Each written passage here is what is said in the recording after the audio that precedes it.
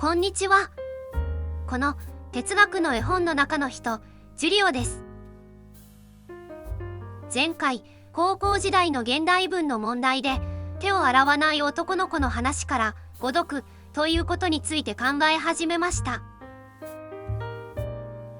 最後には、誤読とは何か、何を基準に誤読とし、誰がそれを判定するのかわからなくなりました。今回はその続きについて考えたいと思います。最初から考えてみると、小説など文学は作家、作品、そして読者が揃って成立します。作家がいないと作品が生まれないので、文学は成立しません。作家と読者がいても作品がなければ、やっぱり文学は成立しません。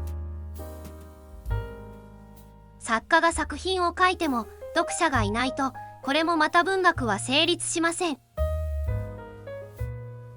作家は自分の経験を材料にして、それに想像を加えて作品を書き上げると思います。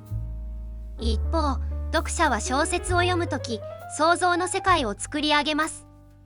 ちょうど作家がするように、読者も自分の経験と作品とをより合わせて、自分の世界を作り上げます。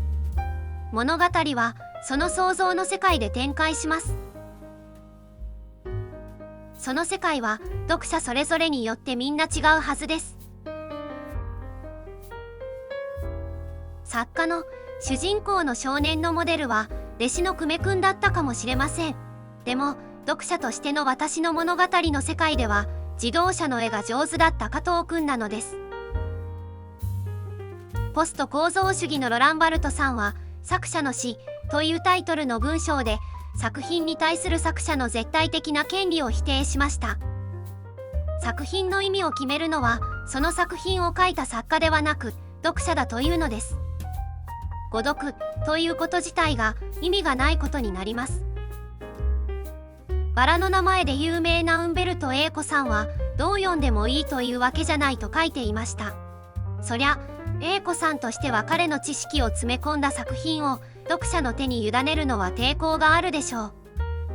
でもそれなら彼の作品を読むには彼と同じくらい中世文化についての知識が必要ということになるのではないでしょうか。最初の話に戻ります。男の子が手を洗わなかったのはどうしてでしょう。それは作家が男の子に手を洗わせなかったのではなく、男の子自身が手を洗わなかったのです。その理由はその男の子自身しか知らないのです。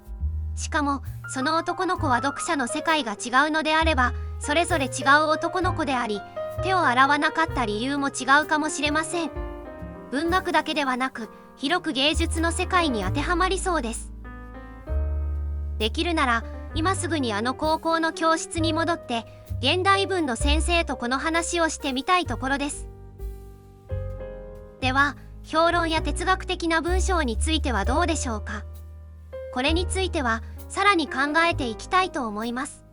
今回のお話はあなたの感想ですよねと論破されそうですが、感想ではなくこれは意見です。それではまたお会いしましょう。チャンネル登録よろしくお願いします。